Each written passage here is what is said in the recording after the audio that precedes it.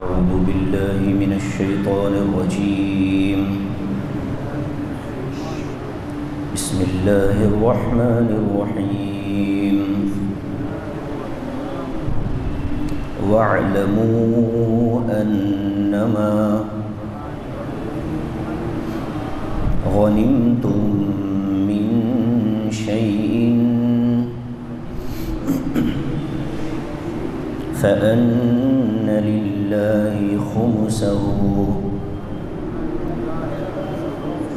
وللرسول ولذي القربى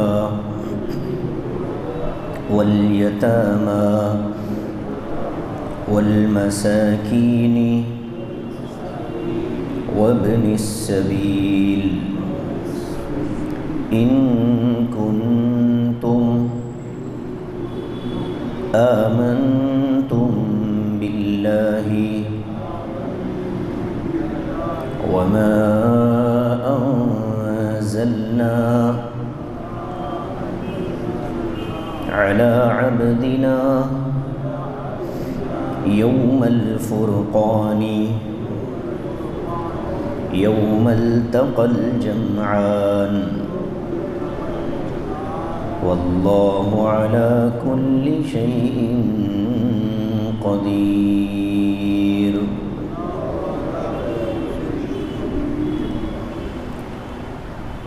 واعلموا انما غنمتم من شيء.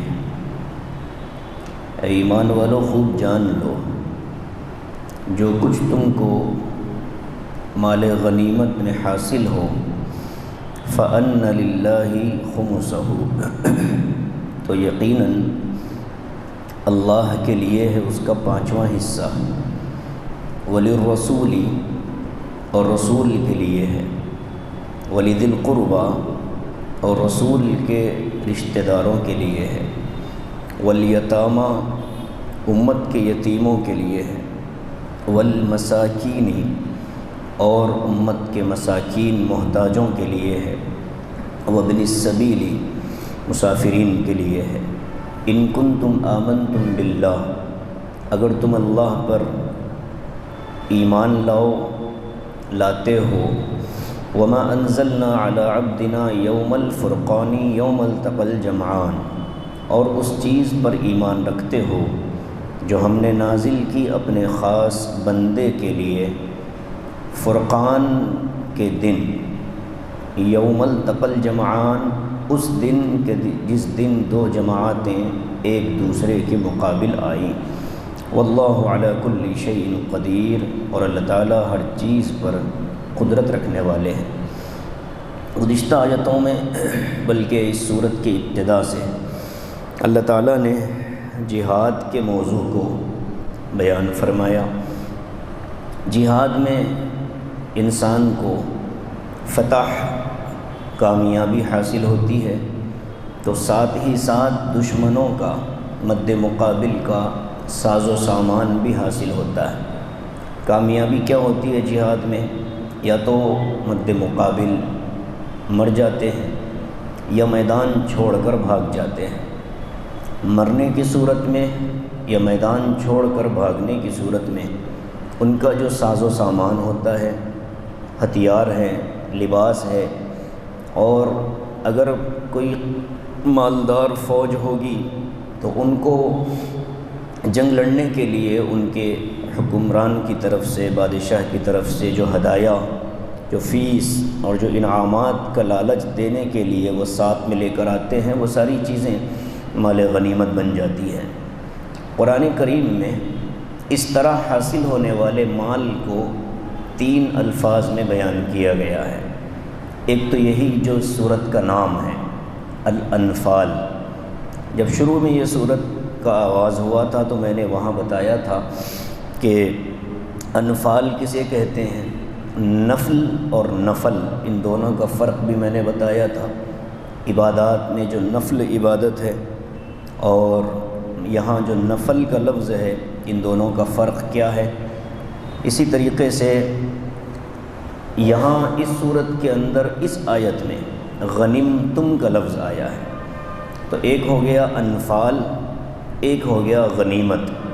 اور ایک سورہ حشر میں اللہ تعالیٰ نے فرمایا فے، مال فے۔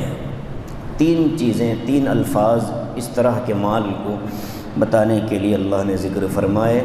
غنیمت کہتے ہیں لڑائی اور جنگ کے بعد۔ ارے مؤذن صاحب خیریت سے ہیں؟ ماشاءاللہ، آپ کو دیکھ کر بڑی خوشی ہوئی، میں تو سوچ رہا تھا آپ گھر پر ہوں گے۔ ماشاءاللہ، اللہ آپ کو ہمت دے، صحت دے۔ حرم شریف میں ان کے لیے خاص دعا ہوئی ہے جی۔ تو لڑ کر کے، مقابلہ کر کے جو مال حاصل کیا جاتا ہے اس کو غنیمت کہتے ہیں۔ صلح صفائی کے ذریعے جو مال حاصل کیا جاتا ہے اس کو فے کہتے ہیں۔ بغیر لڑائی کے جو مال حاصل ہو جاتا ہے اسے فے کہتے ہیں۔ اور ان دونوں کو ملا کر جو لفظ استعمال ہوتا ہے اسے انفال کہتے ہیں۔ یعنی انفال میں غنیمت بھی داخل ہے، فے بھی داخل ہے۔ غنیمت میں فے داخل نہیں ہے، انفال داخل ہے۔ فے میں غنیمت داخل نہیں ہے، انفال داخل ہے۔ تو اس طرح سے اللہ تعالیٰ نے الفاظ قرآنیہ کو، جو الگ الگ الفاظ اللہ نے نازل فرمائے ہیں، اس کے پیچھے مقاصد ہوتے ہیں، معانی بتائے جاتے ہیں۔ اب اس آیت میں ایک خاص حکم اللہ نے نازل فرمایا ہے۔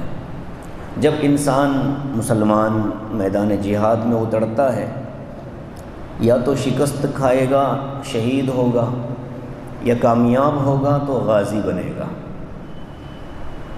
دو ہی اس کے پاس راستے ہوتے ہیں۔ اور اگر صلح ہو گئی، کمپرومائز ہو گیا، تب بھی برتری اور غلبہ مسلمانوں کو ہی ملے گا۔ اس لیے کہ صلح کب ہوگی؟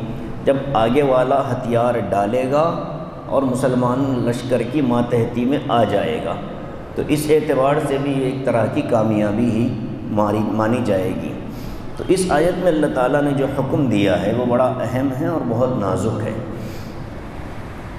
مال حاصل کرنے کی شکلیں دنیا میں کتنی ہیں؟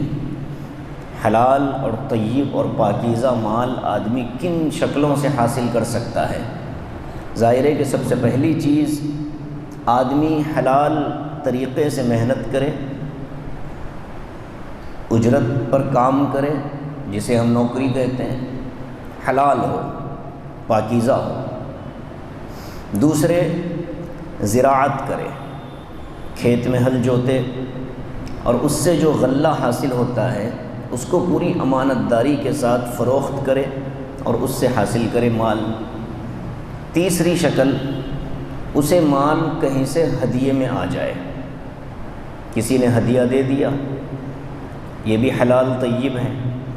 چوتھی شکل، اسے مال کسی جائز رشتہ دار اور وارث کی طرف سے وراثت میں مل جائے، وراثت مل جائے، اور وہ وراثت شرعی اعتبار سے تقسیم کی گئی ہو۔ اپنی منمانی تقسیم سے اگر کوئی وراثت سے مال لے لیتا ہے تو وہ تو حرام ہے، جیسے خنزیر کا گوشت حرام ہوتا ہے، ایسی وراثت میں بہنوں کو، کسی کو محروم کر کے مال لے لینا حرام ہے۔ اس گھر کا کھانا پانی حرام، ان کا لباس حرام۔ اور ایسے لوگ اگر اذان دیں تو وہ مکروہ تحریمی، ایسے لوگ اگر نماز پڑھائیں تو وہ مکروہ تحریمی، نماز کا دہرانا واجب۔ تو یہ ایک شکل ہے۔ پانچویں شکل، آدمی میدان جہاد میں جائے، کامیاب ہو، اور اس کو اللہ تعالیٰ کی طرف سے غنیمت کے طور پر کوئی حصہ مل جائے، یہ ایک پانچویں شکل ہے۔ اس سے ہٹ کر مال حاصل کرنے کی کوئی اور شکل نہیں ہے۔ جائز، ناجائز تو بہت ہیں۔ اب یہ جو پانچویں شکل ہے مال حاصل کرنے کی، اس کا یہاں ذکر ہو رہا ہے۔ اب اس میں بھی پھر دو قسمیں ہیں۔ ایک طبقہ وہ ہوتا ہے جو جہاد میں شرکت کرتا ہے، ایک طبقہ وہ ہوتا ہے جو جہاد میں شرکت نہیں کرتا لیکن مجاہدین کے حق میں اچھا خیال رکھتا ہے، معاونت کرتا ہے، حمایت کرتا ہے، تائید کرتا ہے۔ یہ طبقہ بھی مال میں حقدار بنے گا، لیکن کب؟ جب مجاہدین کو، غازیوں کو مال تقسیم کر دیا جائے تو پھر اس کے بعد ایک حصہ نکال کر ایسے غریبوں، یتیموں کو دیا جاتا ہے۔ اب کل مال جو مال غنیمت حاصل ہوگا میدان جنگ میں مشرکین کی طرف سے، دشمنوں کی طرف سے، اس مال کو ایک جگہ جمع کر کے اس کے 5 حصے کیے جائیں گے۔ اس کو کہتے ہیں خمس۔ خمسن 5 کو کہتے ہیں، خمس کہتے ہیں 5واں حصہ۔ 20% ایک حصہ بنے گا۔ اب یہ 5واں حصہ جو ہے، اس کو آسانی سے سمجھیے، زکوٰۃ کتنے حصے پر نکلتی ہے؟ زکوٰۃ میں کتنا حصہ نکالا جاتا ہے؟ 40واں حصہ۔ فیصد کے اعتبار سے 2.5%، ٹھیک ہے؟ چونکہ زکوٰۃ میں آدمی عام طور پر اپنی محنت کا مال دیتا ہے، اس کی محنت ہے، اس کی کمائی ہوئی ہے، اس نے اس کو محفوظ رکھا، اس لیے بہت تھوڑا اللہ تعالیٰ نے کہا ہے کہ تم 2.5% دے دینا اللہ کے راستے میں، 100 روپے میں 2.5 روپے، 2.5% 40واں حصہ۔ اور اس کے بعد جب آگے بڑھیں گے تو زمین، کھیتی باڑی کے اندر جو اناج غلہ نکل کر آتا ہے اس میں کتنا دینا ہے؟ اس میں عشر دینا ہے۔ عشر کا مطلب ہوتا ہے 10 حصے، 10واں حصہ۔ یعنی اگر کسی کے 10 تھیلے اناج نکلا ہو تو اللہ کے راستے میں کتنا دینا ہے؟ 1 تھیلا، 10واں حصہ۔ کسی کے 20 تھیلے نکلے ہوں تو اللہ کے راستے میں کتنا دینا ہو؟ ظاہر ہے 2 تھیلے۔ اب اس میں بھی اللہ نے اور آسانی کر دی۔ بعض کھیت اور زمینیں وہ ہوتی ہیں جس میں آدمی کو خود پانی کا انتظام کرنا پڑتا ہے، کہ جہاں سے نہر جا رہی ہو وہاں سے اس نے اپنے ہاتھوں سے کھدائی کی اور پانی کو اپنے کھیت میں اس نے منتقل کیا، تو ہاتھ سے سینچنے والا ایک یہ، اس میں اللہ نے اور سہولت دے دی۔ فرمایا کہ تم ایک کام کرو، اگر تمہارے پاس 20 تھیلے اناج نکلے تو 1 تھیلا دے دینا اللہ کے راستے میں، اس لیے کہ اس میں تمہاری محنت بھی ہے۔ بعض کھیت وہ ہوتے ہیں کہ جہاں پر قدرتی طور پر اناج ہو جاتا ہے، ان کو زیادہ محنت کی ضرورت نہیں پڑتی، بارشیں اچھی ہوتی ہیں، تو قدرتی بارشوں ہی کے ذریعے سے اللہ تعالیٰ نظام اناج دے دیتا ہے۔ تو ان کو کہا کہ اس میں چونکہ تمہاری محنت کم ہے لہذا تم کو 10 کا 1 دینا پڑے گا، 20 کے 2 نکالنے پڑیں گے۔ تو اس طرح سے اللہ نے تقسیم کی ہوئی ہے۔ زکوٰۃ میں 40واں حصہ اور کھیت میں 10واں حصہ۔ اب نیچے آئے مال غنیمت۔ چونکہ مال غنیمت آدمی کو اس وقت حاصل ہوتا ہے جب اس نے اپنا گھر چھوڑا، اپنی زندگی داؤ پر لگا کر تیروں تلواروں کے سائے میں اس نے جنگ لڑی، اور اس جنگ کے بدلے میں اللہ اس کو مال دے رہا ہے، تو ظاہر ہے کہ جو اللہ کھیتی باڑی پر محنت کرنے والے کو اللہ کے راستے میں دیتے ہوئے تھوڑا سا دینے کا حکم دیتا ہے، اپنے راستے میں محنت کرنے والے اور جان کی بازی لگانے والے کو جب اللہ دے رہا ہو تو کتنا زیادہ دے گا۔ اس لیے کیا کہا اللہ نے؟ 5واں حصہ تمہارا ہے، 5واں حصہ غریبوں کا ہے، بقیہ 4 حصے میدان جنگ میں لڑنے والے تمام مجاہدین کو دے دیے جائیں گے۔ یعنی 80% مال غنیمت اس جگہ جہاد کرنے والے مجاہدین کا حق ہے، 20% اس کی تقسیم اللہ نے یہاں کی ہے، ٹھیک ہے؟ یعنی اگر 100 کلو سونا کسی کو مال غنیمت میں مل جائے تو اس میں سے 80 کلو سونا اس میدان میں شریک ہونے والے مجاہدین میں تقسیم کر دیا جائے گا۔ 20 والا جو حصہ تھا اس کو اللہ تبارک و تعالیٰ اس آیت میں بیان فرماتے ہیں۔ 5واں حصہ کیا ہوگا؟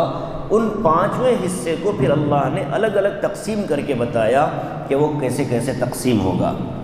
بات واضح ہو گئی؟ وَاعْلَمُوا أَنَّمَا غَنِمْتُم مِّن شَيْءٍ، خوب جان لو کہ جو کچھ تم غنیمت میں حاصل کرو گے، ما من شیء، یہ دو الفاظ آ کر کے بتاتے ہیں جو کچھ، چاہے چھوٹی سی سوئی، اس سوئی میں ڈالے جانے والا چھوٹا سا دھاگا، یہ بھی غنیمت ہے، اس کو بھی لا کر کے جمع کرنا پڑے گا۔ کوئی مجاہد لشکر میں شریک ہونے والا یہ نہیں کہہ سکتا کہ میں نے اس مال پر پہلے ہاتھ ڈال لیا تھا لہٰذا یہ میرا، جب تقسیم ہوگی تو دیکھا جائے گا، نہیں۔ حضور اقدس صلی اللہ علیہ وسلم نے فرمایا بدترین چوریاں دو ہیں، ایک وہ چوری جو نماز میں ہوتی ہے، ٹھونگے مار مار کر نماز پڑھنے والا آدمی، نہ صحیح سے رکوع، نہ صحیح سے سجدہ، نہ صحیح سے قیام، نہ صحیح سے قومہ، نہ صحیح سے جلسہ تشہد، یہ نماز کا چور ہے، بدترین چور۔ ایک دوسرا فرمایا چوری، عام چوری جو ہوتی ہے جس کے بدلے میں ہاتھ کاٹنا جائز ہے، حکم ہے کاٹنا چاہیے، اس چوری سے زیادہ بڑی چوری مال غنیمت میں سے چوری کرنا ہے۔ حضور صلی اللہ علیہ وسلم کی خدمت ایک غلام کیا کرتا تھا، ایک جنگ میں وہ مارا گیا تو صحابہ نے حضور سے فرمایا کہ یا رسول اللہ، وہ آپ کا غلام تھا، وہ میدان جہاد میں شہید ہو گیا ہے، وہ تو جنت میں ہوگا۔ تو حضور صلی اللہ علیہ وسلم نے فرمایا کہ نہیں، وہ تو جہنم میں ہے۔ صحابہ حیران ہو گئے کہ یا رسول اللہ وہ تو شہید ہوا ہے، لڑتے لڑتے اس کی تیر لگی ہے، وہ شہید ہوا ہمارے سامنے، اور آپ فرما رہے ہیں کہ وہ جہنم میں ہے۔ حضور نے فرمایا کہ ہاں، وہ جہنم میں اس لیے ہے کہ ایک جنگ کے موقع پر جب مال غنیمت جمع ہو رہا تھا، اس کے ہاتھوں ایک چادر لگی، جو اس کو اچھی لگی تو اس نے وہ چادر اپنے پاس رکھ لی تھی۔ میں دیکھ رہا ہوں کہ وہ جہنم میں اس چادر کی آگ میں لپٹا ہوا ہے، یعنی شہادت کا رتبہ بھی اس کو جہنم سے نہیں بچا پایا۔ یہ ہوتی ہے مال غنیمت کی چوری، اور یہ بہت خطرناک آزمائش ہوتی ہے۔ ایک آدمی محنت کر کے جنگ لڑتا ہے، جہاد کرتا ہے، شہادت کے قریب جا کر واپس آتا ہے، اور جب دشمن شکست کھا کر مال چھوڑ کر بھاگ رہا ہے تو اس کو حکم نہیں ہے کہ وہ کسی چیز پر قبضہ کر سکے۔ رسول اللہ صلی اللہ علیہ وسلم کے زمانے میں صحابہ ڈرتے تھے، اور کیا کیا کرتے تھے، سارا مال لا کر حضور صلی اللہ علیہ وسلم کے سامنے جمع کر دیا کرتے تھے۔ غزوہ احد میں، غزوہ بدر میں خاص طور سے، بدر میں کافی مال حاصل ہوا مسلمانوں کو، چونکہ 1000 کا لشکر آیا تھا مکے سے، اور اونٹ ان کے پاس اتنے زیادہ تھے۔ اللہ کے رسول نے وہ جو سراغ لگانے والا آیا تھا ایک گشت کرتا ہوا مشرکین میں سے مسلمانوں کے کیمپ میں، تو صحابہ نے اس کو پکڑا اور خوب اس کی دھلائی کی اور کہا کہ بتا کتنے لوگ ہیں، تو وہ منہ نہیں کھولتا تھا، تو اس کو حضور کی خدمت میں پیش کیا گیا۔ حضور صلی اللہ علیہ وسلم نے اس سے پوچھا کہ بھائی کتنے آدمی آئے ہو مکے سے، تو کہنے لگا میں اپنی قوم سے غداری نہیں کرتا، میں نہیں بتاؤں گا۔ تو حضور نے فرمایا ٹھیک ہے، اس کو چھوڑ دو، کوئی بات نہیں۔ جب وہ جانے لگا تو پوچھا اچھا یہ بتاؤ ایک وقت میں کتنے اونٹ کٹتے ہیں؟ تو اس نے کہا کہ بھائی ایک وقت میں 1 اونٹ کٹتا ہے۔ تو حضور نے فرمایا کہ 1 اونٹ کٹتا ہے تو 1 اونٹ 1000 آدمیوں کے لیے ہے، ان کی تعداد 1000 کی ہے۔ تو اس طرح سے ان کے پاس اونٹوں کا ذخیرہ، ناچنے گانے والیوں کے زیور، اور خود ابو جہل کے گھر کے اس کے اپنے جسم پر وہ جو عمدہ اور قیمتی لباس پہنا کرتا تھا، وہ ساری چیزیں، چادریں، بہت ساری چیزیں ملی، وہ سارا لا کر کے جمع کیا گیا۔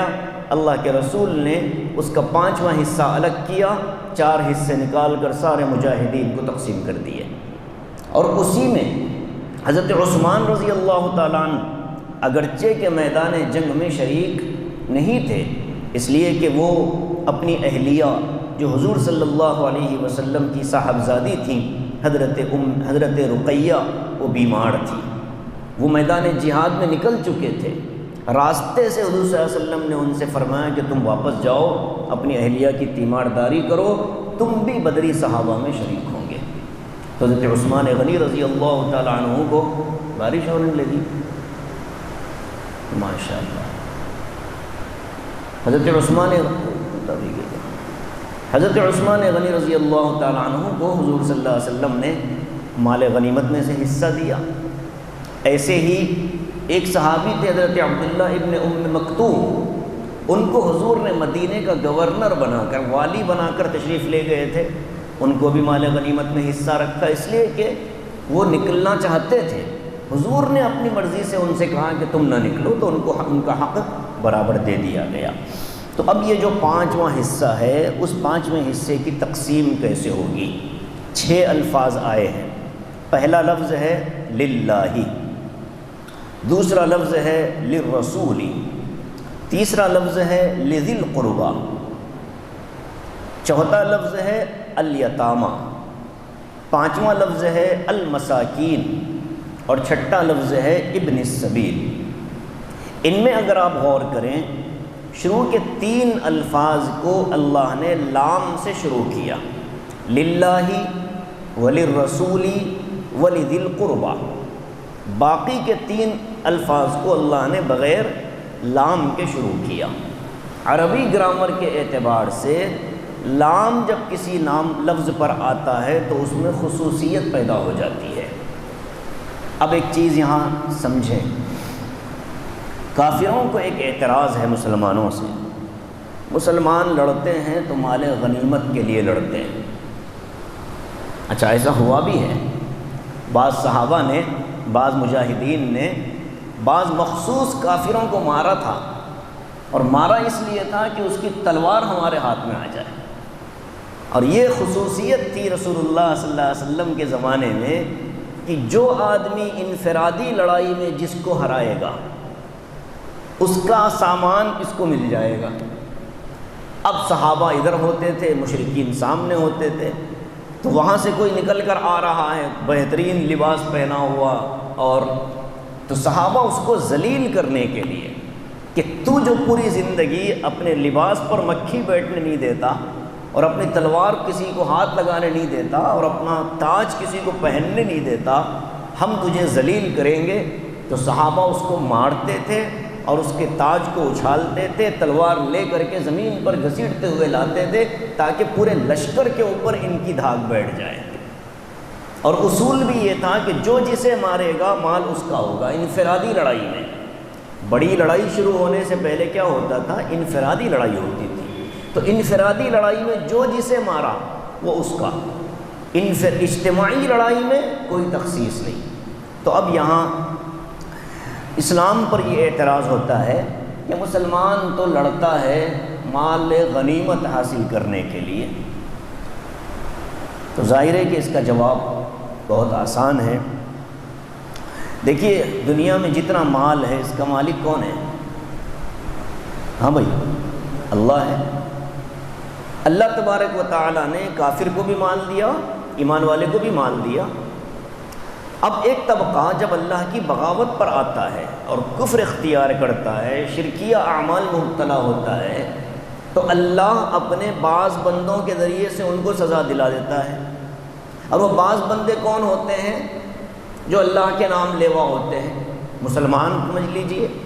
تو اللہ کے باغیوں کو اللہ تبارک و تعالی سزا دینے کے لیے اپنے چاہنے والوں کو میدان میں اتارتا ہے، پٹائی ہوتی ہے، وہ میدان چھوڑ کر بھاگ جاتے ہیں۔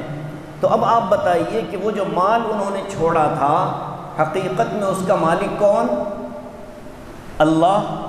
اب وہ مال جیسے ہی کافر چھوڑ کر بھاگا، وہ سیدھے کس کی ملکیت میں چلا جاتا ہے؟ اللہ کی ملکیت میں۔ اب جب اللہ کی ملکیت میں چلا گیا تو پھر اللہ نے اپنے بندوں کو، جن کے ذریعے سے ان کو ہرایا گیا، ایک قانون کے تحت ان کو اس کا مالک بنا دیتا ہے۔ ارے بات سمجھ رہے نہیں بھائی؟ ایک قانون ہے، یعنی کیف متفق آدمی مال حاصل نہیں کر سکتا، قانون ہے۔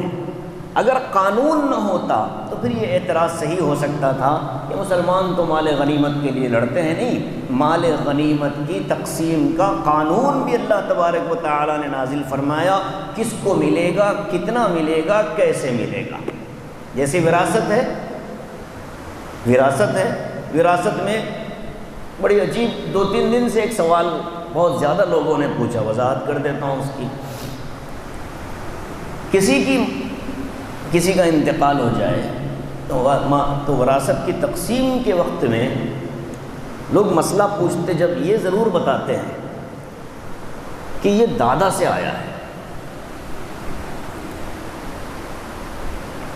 ارے سمجھ رہے کہ نہیں؟ یہ ضرور ہمیں بتاتے ہیں کہ یہ مال ان کا کمایا ہوا نہیں ہے، ان کو ان کے ابا سے ملا، ابا کو ان کے ابا سے ملا. اس وضاحت کی کیا ضرورت ہوتی ہے بھائی؟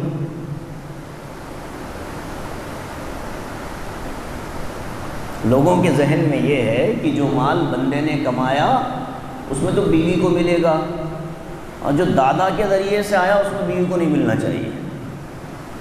پتہ نہیں کس شیطان نے یہ پٹی پڑھائی ہوئی ہے. جہالت کی بھی حد ہوتی ہے بھائی.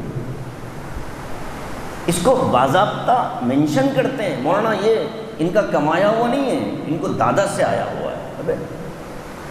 ابھی میں نے بتایا مال آدمی کے پاس جو آتا ہے وہ کتنی شکلیں ہیں؟ اس کی 4 شکلیں ہیں.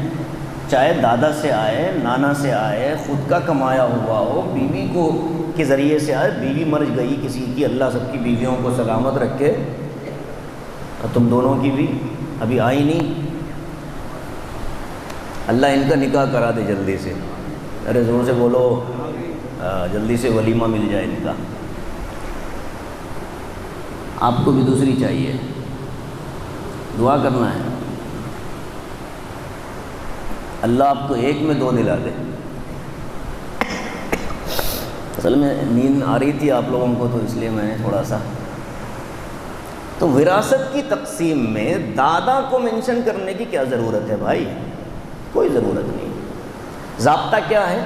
بندہ مرا، اس کے مرنے کے وقت میں اس کے پاس کیا ہے، اس کا اپنا، چاہے وہ نوکری کے ذریعے آیا ہو، بیوی کی وراثت میں آیا ہو، ماں کی وراثت سے آیا ہو، باپ دادے کی وراثت سے آیا ہو، چچا تائے کی وراثت سے آیا ہو، بیٹا باپ کی موجودگی میں مر جائے تو بیٹے کی وراثت کے ذریعے آیا ہو، کہیں سے بھی آیا ہو. اگر مرنے والا مرتے ہوئے جو وراثت چھوڑ رہا ہے، شریعت یہ نہیں پوچھتی کہ یہ اس کو کہاں سے آیا، شریعت نہیں پوچھتی. شریعت یہ بتاتی ہے کہ اب یہ کہاں جائے گا. سمجھ رہے بھائی؟ اس غلط فہمی کو دور کرنا ضروری ہے. بہت لوگوں کے ذہن میں ہے کہ دادا کا آیا ہوا ہے، دادا کا آیا ہوا. بعض نالائق اولادیں زندگی میں باپ سے مطالبہ کرتی ہیں کہ ہم کو ہمارا حصہ دو. یہ جائز ہے؟ ارے باپ سے زندگی میں وراثت کا مطالبہ کرنا جائز ہے؟ حرام ہے، حرام ہے. اچھا اس میں نقصان بھی ہے.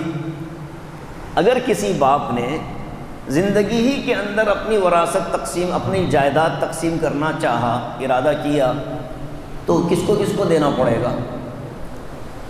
سب کو دینا پڑے گا نا، ساری اولادوں کو، لڑکیوں کو بھی اور لڑکوں کو بھی، اور لڑکیوں لڑکوں کو دونوں کو برابر دینا پڑے گا.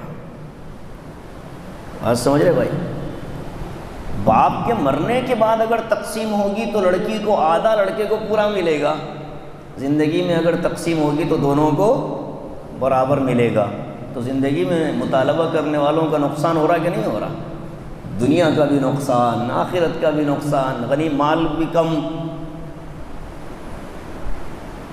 تو اللہ، بعض بندے ایسے ہیں جو اپنے باپ کو زندگی میں مطالبہ کرتے ہوئے یہ کہتے ہیں کہ تمہارا تھوڑا ہی ہے، یہ تو دادا کا تھا جو تم کو ملا، لہذا ہم کو دینا چاہیے. میرے عزیزو، یہ مطالبہ حرام ہے. کوئی نالائق بیٹا ہی ہو سکتا ہے، کوئی ناہنجار نالائق نکما ہی ہو سکتا ہے جو باپ سے اس طرح کا سوال کرتا ہے. باپ کی زندگی میں جائیداد کا مطالبہ کرنا جائز نہیں ہے. تو اب دیکھیے 5واں حصہ تقسیم کیسے ہوگا. 3 الفاظ پر اللہ تبارک و تعالی نے لام ذکر فرمایا ہے، بقیہ 3 پر لام نہیں ہے. پہلا لام جس لفظ پر ہے وہ ہے اللہ۔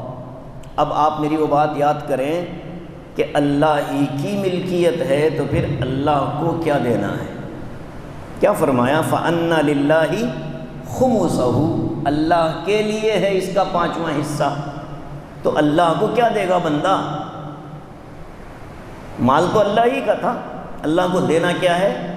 اب آگے اس کی وضاحت کی، وَلِلرَّسُولِ وَلِذِي الْقُرْبَى، اللہ کو دینے کا مطلب یہ ہے کہ رسول اللہ کو دیا جائے۔ رسول کو دینا گویا کہ اللہ کو دینا ہے، اور رسول کے ساتھ ایک لفظ ہے وَلِذِي الْقُرْبَى، رسول کے رشتہ دار، خاندان والے، ان تینوں کو دینا ہے، اللہ، رسول اور رسول اللہ کے رشتہ دار۔ اب یہ حکم جو رسول اللہ صلی اللہ علیہ وسلم کے زمانے میں تھا، آج ہمارے نبی رسول آج دنیا میں نہیں ہیں لیکن حکم باقی ہے، تو آج کس کو دیا جائے گا؟ آج تو رسول نہیں ہے تو کس کو دیں گے؟ جی، یہ جو 3 الفاظ شروع میں آئے ہیں جس پر خصوصیت کے لیے لام لگایا گیا ہے، یہ اس لیے تھا کہ یہ حکم خاص تھا رسول اللہ صلی اللہ علیہ وسلم کے زمانے تک۔ اب بعد کے جو 3 الفاظ ہیں، یہ 3 الفاظ عام ہیں پوری زندگی قیامت تک کے لیے۔ تو اب خلیفہ وقت کیا کریں گے؟ 5واں حصہ نکال کر یتیم، مسکین اور مسافروں میں تقسیم کریں گے۔ اب یتیم کے اندر اگر کوئی رسول اللہ کے خاندان کا فرد آ جائے اسے بھی دے دیا جائے گا یتیم کے ٹائٹل کے نیچے۔ مسکین کے ٹائٹل میں اگر کوئی بنو ہاشم یا بنو عبد المطلب ہو ان کو بھی دیا جائے گا۔ ابن السبیل یعنی مسافر ہیں تو اس کے عنوان کے نیچے اگر یہ خاندان کا کوئی فرد آئے ان کو بھی دیا جائے گا۔ رسول اللہ صلی اللہ علیہ وآلہ وسلم کے زمانے تک یہ حکم خاص تھا، بعد میں یہ حکم عام ہو چکا ہے۔ اب رسول اللہ صلی اللہ علیہ وسلم کے نام پر یا اللہ کے نام پر جو نکالا جائے گا وہ آخری کے 3 لوگوں میں تقسیم کیا جائے گا۔ یہی فیصلہ تھا حضرت ابو بکر کا، یہی فیصلہ تھا حضرت عمر کا، یہی فیصلہ تھا حضرت عثمان و علی رضی اللہ تعالی عنہم کا۔ اسی لیے جب حضرت فاطمہ تشریف لائی تھیں رسول اللہ کی وفات کے بعد حضرت ابو بکر کے پاس کہ ہمارا حصہ کہاں ہے، تو حضرت ابو بکر نے فرمایا تھا کہ بیٹی یہ حکم تو حضور صلی اللہ علیہ وسلم کی حیات تک خاص تھا، اب یہ حکم عام ہو چکا ہے۔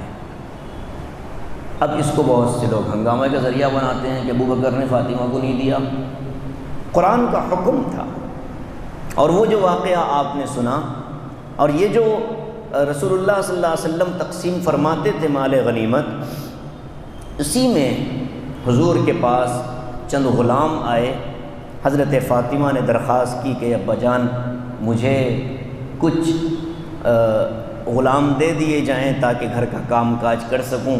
تو اللہ کے رسول نے فرمایا کہ بیٹی میں دنیا کے ساز و سامان اور دنیا کے آرام و اطمینان کے مقابلے میں آخرت کی راحت اور آخرت کا اطمینان چاہتا ہوں، لہٰذا میں تم کو ایک وظیفہ دے دیتا ہوں، جب تمہارا جسم تھکن سے چور ہو جائے تو تم یہ پڑھ لینا سبحان اللہ الحمدللہ اللہ اکبر لا الہ الا اللہ، جس کو ہم کیا کہتے ہیں؟ تسبیح فاطمی کہتے ہیں۔ یہ تسبیح فاطمی یہی ہے، غلام کے بدلے میں رسول اللہ صلی اللہ علیہ وسلم نے حضرت فاطمہ کو دی تھی۔ تو یہ 5 چیزیں 5 حصے بنیں گے اور یتیموں، مسکینوں اور مسافرین کو دیے جائیں گے۔ اسی سے مساجد کو دیا جائے گا، اسی سے خانقاہوں میں دیا جائے گا، اسی سے سڑکیں بنائی جائیں گی، اسی سے سرائے بنایا جائے گا، لوگوں کی امداد کی جائے گی، مسلمانوں کے اہم ترین معاملات میں اس کو خرچ کیا جائے گا۔ حضور صلی اللہ علیہ وسلم کو جو دیا گیا وہ آپ کی خصوصیت تھی۔ بعد میں خلفاء نے اس کو پھر 3 قسموں میں تقسیم کیا اور خود خلیفہ وقت بھی اس کا حقدار ہوتا تھا، وہ بھی رکھتے تھے، دوسروں کو دیتے تھے۔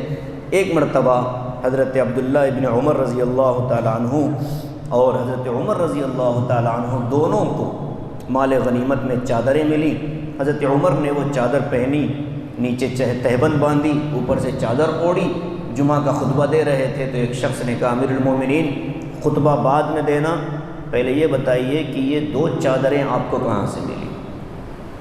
چونکہ ہمارے سامنے جب مال تقسیم ہوا آپ کے حصے میں تو ایک ہی آئی تھی، دوسری کہاں سے آپ نے حاصل کی؟ تو اللہ کے حضرت عمر رضی اللہ تعالیٰ عنہ نے فرمایا اس کا جواب میرا بیٹا عبداللہ دے گا۔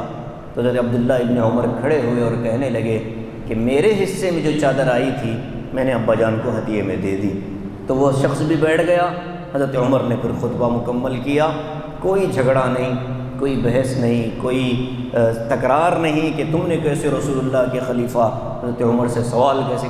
اسلام کی جب بات آتی تھی، اسلامی احکام کی جب بات آتی تھی تو سوال کرنے والے کی بھی عزت ہوتی تھی، جس سے سوال کیا جاتا تھا وہ بھی اس کو قدر کی نگاہ سے دیکھتا تھا کہ ہاں یہ سوال بہت معقول ہے، مجھے اس کا جواب دینا چاہیے۔ نفسیات کی بنا پر، نفسانیت کی بنا پر جو سوالات ہوتے ہیں اس کو بہرحال رد کیا جاتا تھا، شریعت کی تحفظ کے لیے اور اس کی وضاحت کے لیے جو سوال ہوتا تھا اس کی بہرحال وضاحت کی جاتی تھی۔ فرمایا ان کنتم آمنتم باللہ، اگر تم کو اللہ اور اس کے رسول، اللہ پر، وما انزلنا علی عبدنا، اور اس چیز پر جو ہم نے اپنے بندے پر نازل کی اگر تم یقین رکھتے ہو۔ اب ظاہر ہے کہ اللہ تبارک و تعالیٰ پر ایمان، اور وہ کون سی چیز تھی جو اللہ نے خاص دن خاص بندے کے لیے نازل کی؟ بدر کے دن اللہ نے کیا نازل کیا؟ یوم الفرقان۔ بدر کا نام کیا ہے؟ یوم بدر کا نام یوم فرقان ہے۔ یوم التقى الجمعان، جب 2 جماعتیں ایک دوسرے سے مقابلے پر اتر گئیں تو یوم الفرقان، یوم التقى الجمعان سے مراد بدر کا دن، اور بدر کے دن رسول اللہ صلی اللہ علیہ وسلم کے لیے اللہ نے آسمان سے کیا بھیجا؟ جی ملائکہ بھیجے، فرشتے بھیجے، 1000 فرشتے، 3000 فرشتے، اور پھر 5000 فرشتے اللہ تبارک و تعالیٰ نے اللہ کے رسول کی حمایت کے لیے بھیجے۔ اسی کو یہاں ذکر فرمایا کہ یوم الفرقان، یوم التقى الجمعان، جو چیز اللہ نے اس دن نازل فرمائی اس پر اگر تمہارا ایمان ہو، یعنی ملائکہ پر اگر تمہارا ایمان ہو تو پھر تم کو مال غنیمت کی تقسیم اسی انداز میں کرنی چاہیے۔ واللہ علی کل شیء قدیر، اللہ بہت قدرت والے ہیں، کم طاقتور جماعت کو بڑی طاقت والی جماعت کے مقابلے میں کامیاب کر سکتے ہیں۔ اب یہ مال غنیمت کو آج کے زمانے میں کیسے علماء نے منطبق کیا، آخری 2-4 منٹ میں وہ بھی سن لیجئے کہ جیسے آج اجتماعی چندہ کیا جاتا ہے، اجتماعی چندہ جمع کیا جاتا ہے مسجد کی تعمیر کے لیے، مدرسے کی ترقی کے لیے یا کسی اور کام کے لیے، تو اب جو چندہ جمع ہو گیا وہ سارے کا سارا اللہ کے نام پر جمع ہوا ہے۔ اب اس میں سے 1 روپیہ بھی اس کام کے علاوہ خرچ نہیں کیا جا سکتا جس کام کے لیے جمع کیا گیا ہے۔ یعنی مسجد کی تعمیر کے لیے پیسے جمع ہو گئے، اب جب پیسے جمع ہو گئے، تعمیر مکمل ہو گئی، وہ جمع شدہ پیسے بچ گئے، تعمیر مکمل ہو گئی لیکن پیسے بچ گئے، تو اب کیا کرنا چاہیے؟ کرنا یہ چاہیے کہ اس کو ایسے محفوظ رکھا جائے، بعد میں مرمت کے کام لگایا جا سکتا ہے۔ ہم کیا کرتے ہیں کہ جب پیسے تعمیری کام کے لیے وصول کیے جاتے ہیں تو بچے ہوئے پیسوں کو اب شان و شوکت اور ڈیزائن کے اندر لگا کر ختم کر دیا جاتا ہے نا بھائی پیسے، چلو یہ دوسرا مینار بنا دو، ہے نا یہ توڑو اس کو بناؤ، جائز نہیں ہے۔ جس مقصد کے تحت پیسے جمع کیے جاتے ہیں اسی مقصد میں لگانا فرض ہے۔ اپنی ذات پر خرچ کرنا تو جہنم کا انگارہ پیٹ میں بھرنا ہے۔ مسجد دیکھنے کے لیے کوئی آ گیا، اس کو چائے پلا دی مسجد کے پیسوں سے، جائز نہیں ہے۔ چونکہ وہ پیسہ جو دینے والا دے رہا ہے تعمیر کے لیے دے رہا ہے، آپ کے چونچلوں کے لیے نہیں دے رہا کہ جی آپ نے چائے پلا دی مہمانوں کو مسجد کے عمومی چندہ جو ہوتا ہے، جیسے جمعہ کا چندہ ہے، ماہانہ چندہ ہے، اس میں چونکہ کوئی قید نہیں ہوتی کہ ہم تعمیر کریں گے، اس میں یہ ہوتا ہے کہ مسجد کے اخراجات پر لگایا جائے گا۔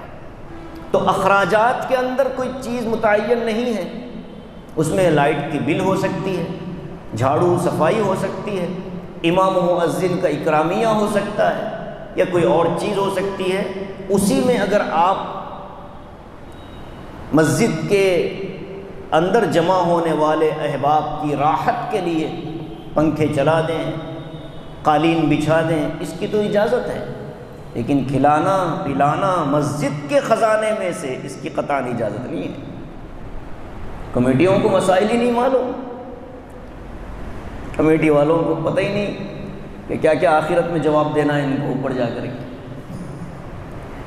صدر صاحب کو اللہ لائن میں کھڑا کرے گا، ہاں بھائی کیا کیا حساب ہے لگاؤ ذرا، تعمیری کام ہو گیا، اس کے بعد خاموش۔ جی بہت نازک مسائل ہیں، اس لیے مال غنیمت کے معاملے میں جو سختی ہے اجتماعی چندوں کے معاملے میں بھی وہی سختی ہے۔ جلسہ کرنے کے لیے پیسے جمع کیے، جلسہ ہو گیا، پیسے بچ گئے، کیا کرنا چاہیے؟ جلسہ کرنے والا اپنے پارٹی کر لے دوستوں کے ساتھ؟ نہیں، اس کو محفوظ رکھا جائے گا اگلے جلسے کے لیے، اس لیے کہ کتنوں نے پیسے دیے پتہ نہیں ہے نا، اس لیے کہ اگر معلوم ہوتا کہ فلاں نے دیے ہیں تو ان سے جا کر پوچھ سکتے تھے کہ بھئی آپ کے یہ پیسے جمع تھے، آپ نے جلسے کے لیے دیے، جلسہ ہو گیا، اب یہ پیسے بچے ہوئے ہیں، کیا کرنا ہے؟ وہ اگر اجازت دیتا ہے کہ بھئی آپ اس کو اپنے مد میں جیسے جائے خرچ کریں، میں نے تو چھوڑ دیا، تو اب آپ کے لیے گنجائش ہے کہ آپ اس کو کھائیں پیئے اڑائیں، لیکن اطلاع کیے بغیر کہ بھئی آپ نے دیے تھے، ہمارا کام مکمل ہو گیا، پیسے بچے ہوئے، اب کیا کرنا ہے؟ یہاں تک لکھا ہے فقہاء نے کہ ایک مسجد کا سامان دوسری مسجد میں بھی نہیں دینا چاہیے۔ بعض لوگ مسجد میں آتے ہیں سیڑھی وغیرہ لے جانے کے لیے، مسجد کی کرسی لے کر چلے گئے، سیڑھی لے کر چلے گئے، کوئی کیا کہتے ہیں اس کو، کوئی کیا چیز لے کر چلا گیا، اور پوچھتے کس سے ہیں؟ صدر صاحب سے۔ صدر صاحب کی جاگیر ہے مسجد، وہ کون ہوتا ہے صدر اجازت دینے والا کہ ہاں لے جاؤ کوئی بات نہیں؟ جہنم بھر رہے ہو اپنی قبر میں، اللہ کی ملکیت ہے۔ اگر آپ کو تھوڑی دیر کا کام اپنے گھر میں کرنا ہو، مسجد کا اسٹینڈ استعمال کرتے ہو، مسجد کی سیڑھی استعمال کرتے ہو، موت آتی ہے کرائے پر لیتے ہوئے، 100 روپے بچانے کے چکر میں جہنم اپنے قبر میں بھر رہے ہیں لوگ۔ اور بعض کمبخت اتنے بڑے ڈاکو ہیں، معاف کرنا بھائی، اتنے بڑے ڈاکو ہیں کہ گھر کے اندر پینے کا پانی نہیں رکھتے، مسجد سے بوتلیں بھر بھر کر لے جاتے ہیں۔ یہ چور ہیں، یہ چور ہیں، یہ مسجد سے بوتلیں بھر بھر کر، اور خود نہیں آئے گا، چھوٹے بچوں کو بھیجے گا، جاؤ ذرا پانی بھر کے لاؤ مسجد سے۔ اب مسجد میں پانی لگانے والے کہ آپ کے گھر کا پانی چلانے کے لیے لگائے ہیں یہاں پر۔ اور بعض گھر میں مہمان آتے ہیں تو مسجد میں سونے کے لیے آ جاتے ہیں۔ رمضان تو مسجد لارجنگ بنی ہے، پٹیں گے سارے کے سارے، کوئی بڑا سو رہا ہے، اچھا سوتے نہیں کم بختی ہے، فون دیکھتے رہتے ہیں لیٹ کر کے مسجد میں۔ یعنی ایک سفر کرتے کرتے ایک سرائے ہے، ایک لاڈجنگ ہے، وہاں فری میں آپ کو رہنے کا انتظام ہے، اور کوئی آ کر کے بعض کم وقت تو مجھے معاف کیجئے، پتہ نہیں کیوں یہ مضمون ذہن میں اتر رہا کہ کیا کہتے ہیں اس کو، کولروں کے سامنے میٹنگ لگا کر بیٹھتے ہیں، کرسیاں ڈال کر 4-5، کیا ہو رہا ہے اس میں؟ کوئی قرآن سنایا جا رہا ہے ایک دوسرے کو، یہ حدیث کی باتیں ہو رہی ہیں، سارا گند، ساری گندگی، دل کی گندگی، زبان کی گندگی، خیالات کی گندگی، سارا گند لا کر کے مسجد میں جمع کیا جاتا ہے۔ مسئلہ اتنا نازک ہے کہ جس شخص نے مسجد کے لیے زمین دے دی وہ یہ نہیں بول سکتا کہ میری مسجد ہے۔ جس نے اپنے جیب سے پیسہ لگا کر پوری عمارت کھڑی کر دی وہ یہ نہیں بول سکتا کہ میری مسجد ہے۔ آپ نے جب غلے میں ڈال دیا اب وہ اللہ کا ہو گیا۔ اب آپ اپنی زبان سے یہ نہیں کہہ سکتے میرا ہے، میرا بنایا ہوا ہے۔ یہیں پھنسے گا آدمی۔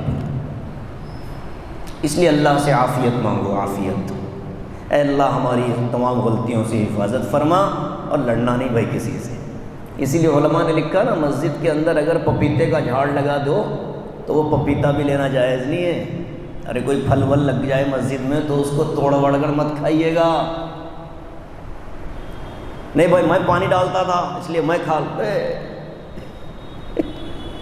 جائز نہیں ہے۔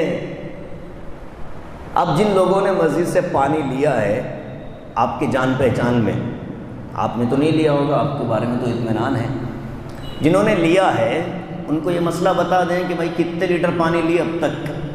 5-10 سال سے تو لوٹ رہے مسجد کو، تو 5-10 سال میں جتنے لیٹر پانی آدمی استعمال کر لیتا ہے اتنی قیمت مسجد میں جمع کرو، اور وہ ٹھنڈا اگر تھا تو اس کی کرنٹ کی قیمت بھی مسجد میں جمع کرو، تو بچو گے آخرت میں، ورنہ نہیں بچو گے۔ واپس کر دینا ہوگا اللہ کے گھر کو۔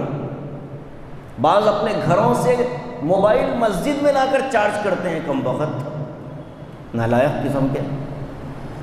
یہاں موبائل چارج کرنے والی جگہ ہے۔ بعض کو کچھ کام نہیں ہوتا، بس مسجد میں پڑے ہیں۔ بعض بیچارے ہیں ماشاءاللہ تہجد کے لیے آتے ہیں، چاشت کے لیے آتے ہیں، پڑھتے ہیں، نکل لیتے ہیں۔ یہ مسجد ان کے لیے تھی، میٹنگوں کے لیے۔ کون سی میٹنگیں؟ جو ذاتی ہوتی ہیں۔ امت کے اجتماعی کام مسجد میں کریں، ملاقاتیں، مشورے، میٹنگیں ہوں، لیکن ذاتی میٹنگوں کے لیے مسجد نہیں ہے کہ ذرا مسجد میں چلو بات کرنا ہے آپ سے۔ کیا بات کرنی ہے بھائی؟ اپنی ذات کے لیے یا امت کے لیے؟ ذاتی مسجد میں اجازت نہیں ہے اس کی۔ ڈیلیں ہوتی ہیں مسجد کے اندر۔ مسجد میں خرید و فروخت حرام ہے، خرید و فروخت کی بات کرنا حرام ہے۔ بہت نازک مسائل ہیں، اسی سے یہ ساری چیزیں نکل کر آتی ہیں۔ اجتماعی پیسہ جہاں لگتا ہے وہاں انفرادی استعمال کی اجازت نہیں ہوتی ہے، اجتماعی ہی استعمال ہوگا۔ نماز کے لیے آئے ہیں تو اجتماعی عمل کے لیے آئے ہیں، پنکھے بھی استعمال ہوں گے، لائٹیں بھی استعمال ہوں گی۔ نماز کے بعد اب چونکہ آپ انفرادی کام میں بیٹھے ہو، اب آپ کے لیے پنکھے کا استعمال جائز نہیں ہوگا۔ اجتماعی نماز پڑھ لی آپ نے، سنتیں پڑھ لی، اب آپ میٹنگ لگا کر بیٹھے ہو اپنی ذات کے لیے، اب آپ پنکھا استعمال نہیں کر سکتے، کیونکہ آپ جس مقصد کے تحت آئے تھے، لوگوں نے جس مقصد کے تحت چندہ دیا ہے وہ مقصد حاصل ہو چکا ہے۔ اب اضافی خواہشات ہیں، چونچلے ہیں، اس کی اجازت نہیں ہوگی۔ اس پر بہت ہم کو ڈرنا چاہیے۔ اللہ تعالی ہم سب کو توفیق عمل نصیب فرمائے۔ آمین۔ وآخر دعوانا الحمدللہ۔